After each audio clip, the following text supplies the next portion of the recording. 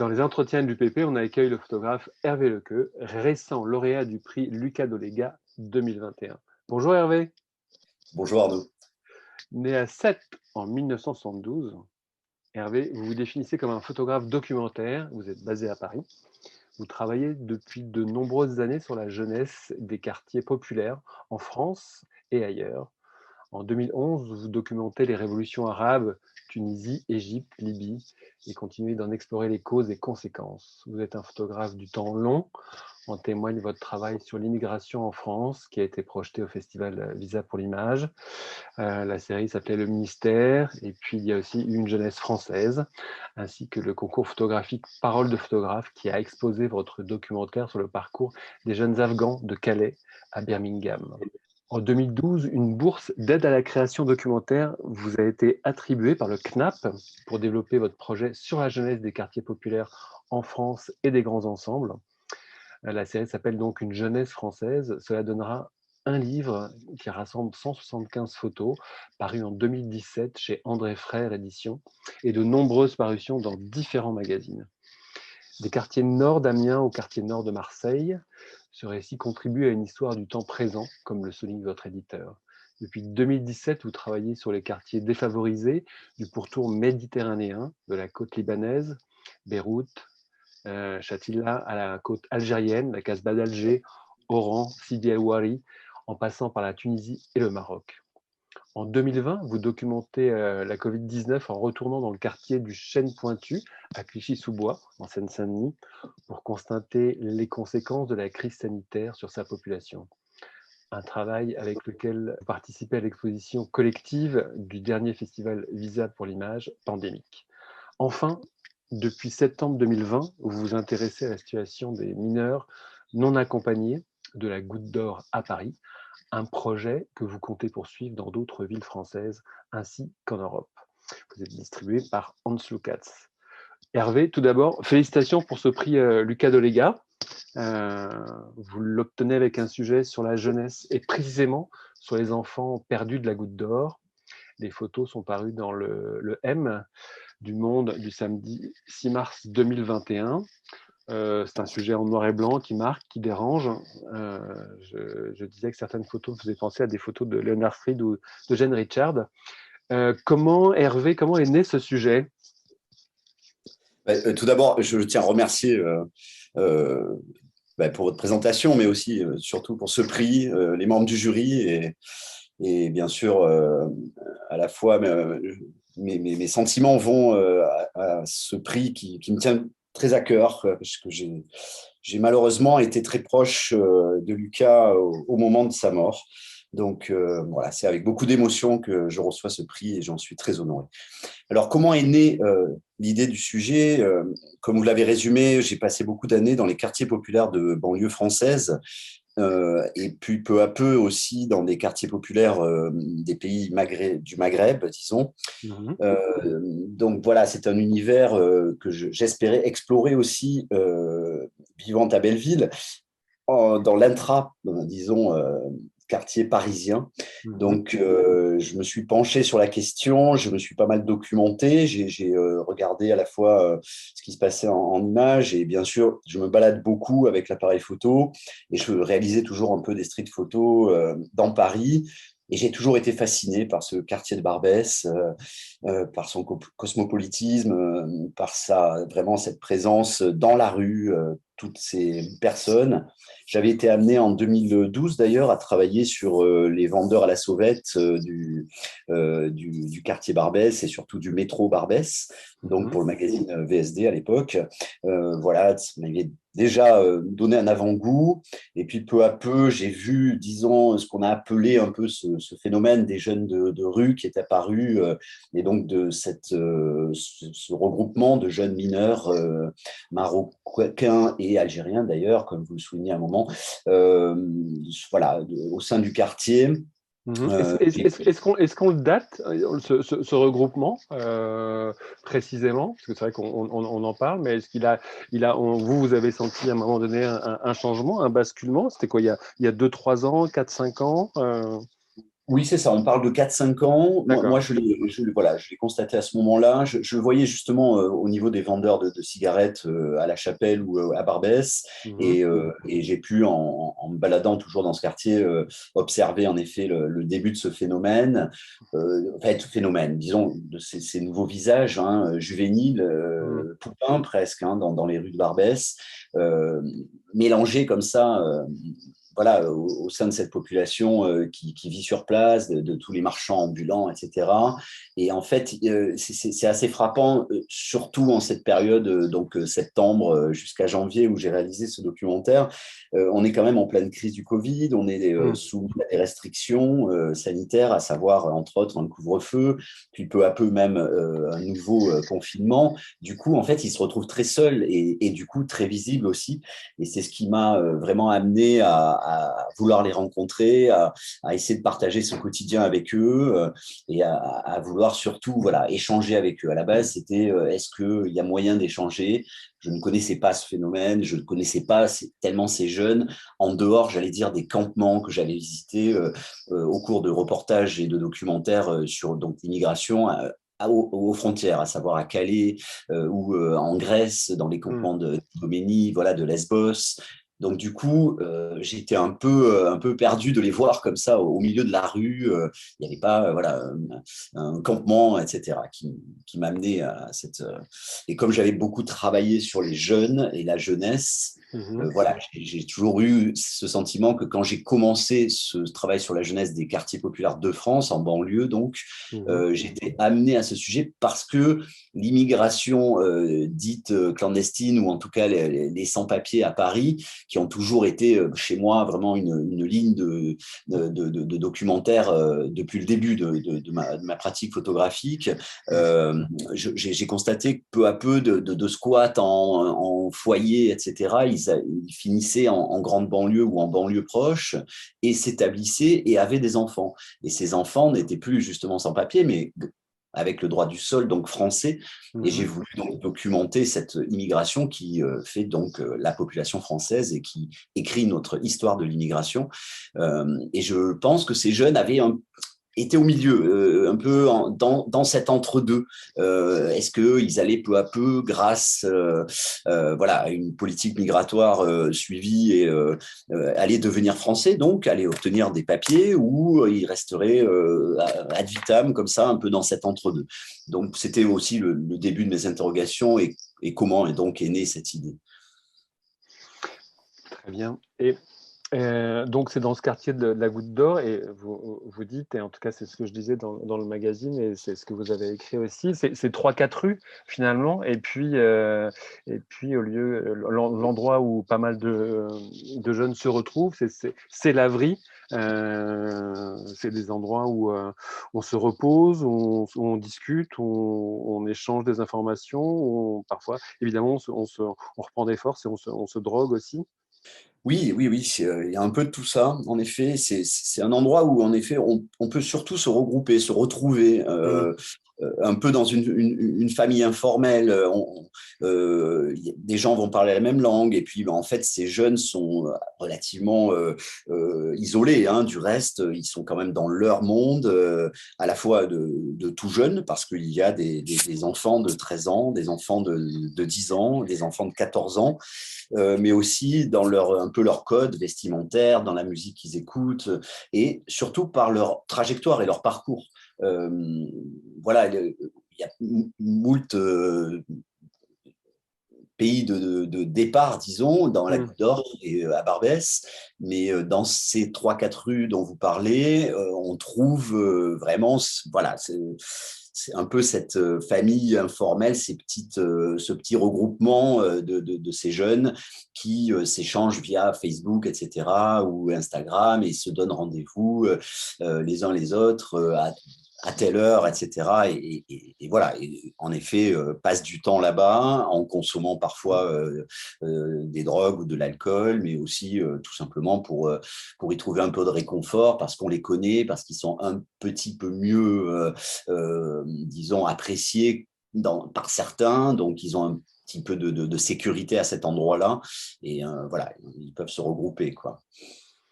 Hem, qu'est-ce qui la difficulté pour eux, est-ce que c'est seulement un endroit de passage? Et qu'est-ce qu'ils quand vous les avez peut-être interrogés, qu'est-ce qu'ils souhaitaient faire? Où est-ce qu'ils souhaitaient aller? Apparemment, il y en a quelques-uns qui repartent dans des foyers en Allemagne ou aux Pays-Bas, suivant qu'ils aient été parfois arrêtés je dirais ou en difficulté, sur le sol français. Quel est le but ultime? Est-ce qu'ils sont souvent seuls, sans famille, complètement ou sans parents, sans frères ou sans cousins? Alors, la plupart, en effet, sont seuls, avec une maman souvent restée au pays. Ils parlent souvent de leur maman. Ils parlent peu, Ouais. finalement, de papa-maman. Donc, voilà. Certains ont des frères en Europe, pas forcément donc à Paris, puisqu'ils sont assez mobiles dans l'ensemble. Du coup, ils se retrouvent à la fois à Barbès, mais de temps en temps, ils prennent un train, ils vont à Amsterdam, ils vont jusqu'en Espagne, ou voire même jusqu'en Suède. Et Mmh. alors là, du coup, on est dans d'autres dispositifs. La Suède, par exemple, ne supporte pas de voir des jeunes dans la rue, des mineurs en particulier. Du coup, tout Mmh. de suite, les inclut dans un programme, les force peut-être aussi à intégrer des foyers. Et vraiment, voilà, il y a cette espèce d'accueil qu'ils vont aussi chercher en Suède pour parfois, ils m'ont dit, se reposer, voilà, trouver une autre vie. Mais ils ont un peu, Barbès fonctionne un peu comme un aimant. Ils ont vraiment, ils se regroupent très, très souvent. Ils reviennent. Ils passent à Barbès, forcément. Ceux d'Espagne, puisque souvent ils sont arrivés par l'Espagne, ils ont dû rester là-bas parfois pendant 1 an, 2 ans. Ça a été assez long, la période espagnole, et c'est ce qui m'a permis d'ailleurs souvent de communiquer avec eux, puisque Mmh. j'utilisais l'espagnol. Ouais. Et bon, voilà, j'ai été frappé. Ils parlent très bien espagnol pour la plupart. Voilà, alors il reste très secret, hein, malgré tout, c'est compliqué de communiquer. Mais voilà, donc on a pu échanger avec cette langue et leur maîtrise de cette langue. Et du coup, peu à peu, ils ont entendu parler de Paris, de Barbès. Voilà, l'adresse, entre guillemets, circule. Voilà, c'est ce qui fait le lieu de ralliement, en fait. D'accord, d'accord, d'accord. Sur votre approche, photographique et photojournalistique, dans le M, vous dites, je vous cite, hein: «Dans le chaos de ce quartier, après des semaines de méfiance, j'ai été peu à peu, accepté par ces jeunes. Un univers de rue avec des codes très différents de ce que je connaissais». Heu, Quels étaient ces codes un petit peu différents? Parce que c'est quelque chose que, je veux dire une population, avec lequel vous discutez et avec lequel vous êtes en relation. Qu'est-ce qui les rend si différents, des autres? Alors, dans cette périphrase, les codes différents, je voulais parler bien sûr des codes de la rue, à Oui. savoir, voilà, les banlieues m'ont appris un petit peu des codes. Je n'ai pas Mmh. grandi en banlieue, mais bon, au fur et à mesure, puisque ce travail sur les banlieues a duré quand même 6 ans, et il y avait des contacts déjà il y a 10 ans, etc. Donc là, j'étais face à un autre langage, avec même une autre psychologie de rue. Mmh. Euh, Beaucoup plus d'instinct, Mmh. une intelligence très instinctive, parce qu'ils étaient très jeunes, ils avaient quitté parfois le pays très très jeunes, donc ils n'avaient pas les mêmes référents, ils n'avaient pas, on sentait pas une espèce de vie bordée de quelque chose qui répond à des codes, disons, familiaux, à des, voilà, ils n'avaient Mmh. pas les références, j'allais dire, de base de la plupart des jeunes que j'ai pu croiser en banlieue, qui ont quand même au final une famille, voilà, des codes, en plus républicains, puisque la plupart sont allés à l'école en banlieue, Mmh. mais Mmh. ils sont à l'école. Mais là, on était dans voilà, un rapport très instinctif à la rue, et avec vraiment une grosse différence avec tous les demandeurs d'asile que j'ai pu croiser, mineurs ou majeurs d'ailleurs, hein, qui étaient parfois dans des campements de migrants dont je parlais, en Grèce ou encore une fois à Calais, où il y avait une plus grande facilité à rentrer dans les groupes. On se présente, on explique pour notre démarche de photographe, documentaire, et donc de vouloir suivre un quotidien, ou en tout cas de rencontrer les personnes, de connaître les histoires de chacun. Mmh. Là, vraiment, vraiment, c'était impossible d'arriver comme ça et de dire j'ai envie de vous connaître, j'aimerais faire des images. Il a vraiment fallu on se sente. Hein. C'était Mhm. dans le regard, voilà, ils ont des regards de jeunes de 14 ans très affirmés, très intenses. On sent une intelligence. Il voyait très bien que j'avais un appareil dans le sac. Le sac était palpé parfois. Et je lui dis, Mhm. bah oui, je vous ai dit, je suis photographe. Moi, j'ai besoin de sortir mon appareil à un moment, si vous êtes d'accord. Il n'y a jamais eu ce vrai accord, en fait. Il y a toujours eu une espèce de défiance et de méfiance. Et puis, peu à peu, je suis arrivé avec l'appareil en bandoulière. Mhm. Donc, de là, il était sous la veste. Il me dit, ouais, mais tu as quelque chose là-dessous. J'ai dit, oui, oui. Ah, mais tu nous enregistres. J'ai fait, non, non, non, justement, je vais vous demander la permission de le sortir déjà. Oui, ouais, non, mais, ouais, mais tu fais des photos, tu fais pas de la vidéo parce qu'on a déjà eu quelqu'un qui avait... Enfin, voilà, ça passait par des étapes comme ça, peu à peu. Et je sentais que j'avais un fil ténu sur lequel je me baladais comme une lame de rasoir sur laquelle je n'avais pas trop le droit à l'erreur. Et puis, à un moment, ça a un peu basculé quand ils ont vu que, voilà, tous les jours j'étais là, hein, que en effet, je respectais, je les écoutais, j'étais pas là pour forcer les choses. J'ai pris le temps. J'ai eu la chance aussi de croiser une association un peu informelle, une militante des droits de ses enfants, Mhm. enfin des droits des migrants en général, qui m'a aussi écouté longuement, qui m'a donné un rendez-vous pour qu'on se parle, que je me présente. Elle s'est présentée à moi et elle a senti, elle aussi, connaissant quand même très bien ces jeunes, qu'il y avait moyen pour moi de peut-être faire quelque chose. Et donc, peu à peu, avec un peu ses conseils et cette allez, amitié, ou en tout cas une espèce de respect qui s'est instauré avec certains, pas tous Mhm. d'ailleurs, Pas tous, ouais. voilà, j'ai pu à un moment voilà, déclencher des images. Et puis là, quand même, sur les mois, ils ont commencé à comprendre que, jusqu'à ce qu'il y en ait un d'ailleurs, que je remercierai jamais assez, on le surnomme Kazaoui, Mhm. qui m'a Ouais. dit ah, toi, t'es un bon. Et donc, un jour, quand cette parole est sortie, alors qu'il était très, très, très méfiant, lui aussi, très fuyant, il était toujours, voilà, bon, t'es un bon. Et là, il y a eu bon, cette espèce de première petite validation, mais tout ça dans une intelligence, tout ça dans un respect mutuel. Voilà, c'était donc ces codes voilà, de rue étaient poussés un peu à leur extrême, même pour avoir travaillé en faisant de la photo de rue, tout simplement. J'adore Ouais, ouais. ça. Voilà, j'ai énormément fait ça entre Paris, New York ou l'Égypte, enfin beaucoup de villes. On sent les choses. Bien sûr, on ne déclenche pas tout le temps. On essaie d'envoyer un signal entre guillemets à la rue Mhm. avant de déclencher. Voilà, ces signaux avaient beaucoup de mal à se faire. C'était vraiment cette espèce voilà, de fil du rasoir. Impressionnant. Et qu'est-ce que tu pourrais nous dire des filles, des jeunes filles qui étaient présentes dans ce... J'imagine qu'elles sont pas toujours en sécurité et que elles aussi, elles réagissent, je dirais, elles sont sur la défensive aussi. Le quotidien pour elles doit être assez compliqué, non? Alors oui, c'est très, très, très difficile. C'est vraiment ce qui relie ces jeunes et ces jeunes filles.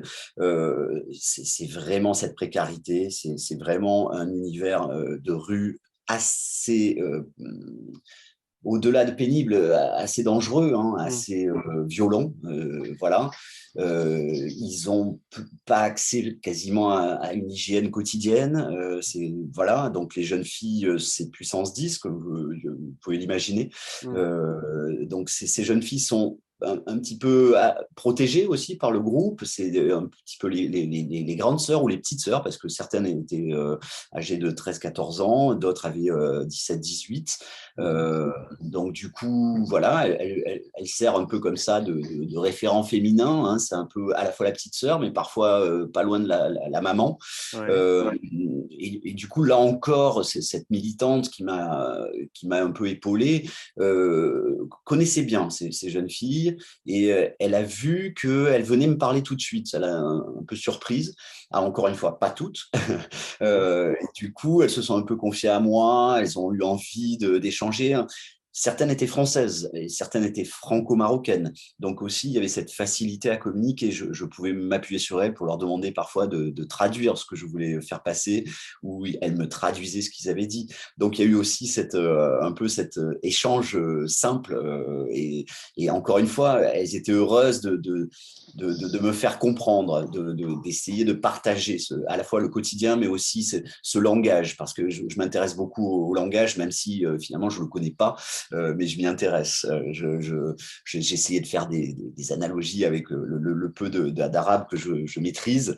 Donc voilà, et j'aime bien quand je suis dans une immersion, à un moment faire un peu bloc avec aussi la langue et me laisser instinctivement découvrir un langage, essayer d'avoir presque une traduction simultanée. Et ça, ils le sentent aussi, que je fais un effort, que je vais vers eux. Voilà, j'ai quelques rudiments, et ben, ces rudiments, ils appréciaient. Ils appréciaient le salam alaikum, ils appréciaient que je dise shukran. Voilà, parce que c'est aussi ça, le respect qui avait besoin de s'instaurer entre nous. Et donc, ces jeunes filles ont fait un peu ce pont parfois. Et quand je leur ai dit, voilà, j'ai une proposition, puisque finalement, c'est venu de l'extérieur, à la fois cette militante qui m'avait mis en alerte sur ces jeunes filles, mais aussi donc le Mondem, Lucie Conticello à la photo et directrice photo, et Zineb Drief, la journaliste, ont eu vraiment envie de faire un focus sur ces jeunes filles. Et là, moi, j'ai basculé un peu dans une autre dimension qui était, OK, je vais vraiment photographier en priorité ces jeunes filles à l'intérieur de ce groupe. Donc, il y a eu voilà, c'est ce qui s'est traduit par une commande. Il y a eu voilà, vraiment quelques mois là, enfin quelques semaines dans ces mois plutôt, où j'ai plus tourné mon regard et plus affirmé une photographie, disons, féminine, puisque voilà, j'aime bien aussi essayer de métisser ma photographie, ou en tout cas voilà, d'aller chercher mon côté féminin pour photographier des femmes, tout simplement. Tout à fait. Est-ce que quand le M est sorti, est-ce que tu as pu leur montrer les images? Est-ce qu'ils ont, si oui, comment ont-elles réagi? Oui, ça a circulé, en effet, sous forme de PDF, entre autres Ouais. avec cette militante. Elles étaient voilà, très, très, très touchées, la plupart. Elles ont eu des interrogations aussi. Voilà, c'est le moment où voilà, on passe d'un côté allez, allons-y, faisons ça, à un rendu, et on se voit en image, ou en tout cas, on se devine, parce qu'il y avait toutes ces difficultés de garder l'anonymat, puisque, encore une fois, la plupart étaient mineurs. Du coup, et bon, il y a une des personnages principales est malheureusement en ce moment loin et dans des petits soucis, donc on n'a pas pu communiquer, mais on échange régulièrement, oui, via les plateformes. Donc on doit se revoir, en fait. Il y a un laps de temps un temps qui s'est un peu suspendu là. Vous voyez, suite à cet article, du coup, je n'ai pas eu directement, j'ai pas pu remettre dans les mains, elles étaient parties, etc. Voilà, donc j'attends aussi un peu ce moment où on va être un peu plus proche à nouveau, voilà, pour échanger vraiment avec elles. Et ce qui est intéressant, c'est qu'on est toujours dans dans ce rendu. Vous voyez, c'est compliqué de vivre un rapport avec un photographe et tout d'un coup de voir une parution qui fige les choses, qui vraiment met des mots aussi sur des images. Donc, il y a eu un énorme travail, bien sûr, de Zineb. Voilà, ça se complète, ça vient aussi pour elles éclairer un peu leur quotidien. Bien sûr, bien sûr, bien sûr. Eh ben, on va revenir au prix, Lucas Dolega. Qu'est-ce que vous pensez pouvoir faire avec ce prix? Vous pensez qu'il va pouvoir vous apporter? Alors, c'est Enfin, vraiment, c'est beaucoup d'émotions. C'est déjà, avant de réfléchir à j'ai gagné un prix, au moment où on me l'a annoncé, ça m'est tombé un peu comme un coup de massue. Du coup, je suis encore dans cette émotion. Du coup, j'ai du mal à me projeter. Si ce n'est que je suis aussi tout simplement dans mon quotidien de photographe qui cherche toujours à la fois à continuer des sujets ou à en travailler d'autres. Et évidemment, un prix s'accompagne d'une très très belle dotation par la SAIF. Donc, Tout à fait. Ouais, ouais. euh, du coup, cet argent qui dote le prix va me permettre certainement de continuer sur ce thème. Et j'aimerais me rendre donc au Maroc, évidemment pour aller un peu à la source, retrouver ces jeunes. J'ai beaucoup enquêté dessus, j'ai cherché, et puis j'ai beaucoup parlé avec ces jeunes de Barbès, donc ils m'ont aussi bien sûr donné leur lieu de départ. Mhm. Donc, j'aimerais explorer ces quartiers ou ces villes et ces lieux de passage, puisqu'on parle évidemment Melilla, Ceuta ou plus simplement Tanger. Donc, j'ai connu aussi, j'avais fait déjà un documentaire au Maroc sur des quartiers dits des douars. Donc, c'est des quartiers informels, en fait, souvent en périphérie des villes. Je l'avais fait à Casablanca. Et un des jeunes que j'ai rencontré à Barbès m'a dit, mais moi, tu sais, j'habitais à côté de ce douar dont tu parles et je rêve de retourner dans ce douar parce qu'il était question, la terre a été rachetée par, je crois, le prince saoudien. Et bref, tous ces logements informels qui existent maintenant depuis 2, 3 générations sont voués à être détruits et les populations vont être déplacées dans des petits immeubles. Bon, voilà, évidemment, ça pose énormément de questions puisque ces familles vivent à plusieurs sous un même toit, etc. Donc j'aimerais vraiment voilà, retourner certainement à la source dans un premier temps et pourquoi pas suivre aussi disons la remontée par l'Espagne et voilà, documenter encore un peu plus en profondeur ce sujet. Parfait, parfait, parfait. Donc c'est vrai qu'on rappelle que le prix, voilà, il y a la dotation de la SAIF d'une valeur de 10 000 € et puis il y a une publication dans l'album photo de Reporters sans frontières et puis il y aura une exposition dans la galerie de l'Union des photographes professionnels à Paris et ça va être Oui. évidemment un vrai bonheur fin d'année et j'espère qu'on pourra se retrouver et avoir un vernissage digne de ce nom.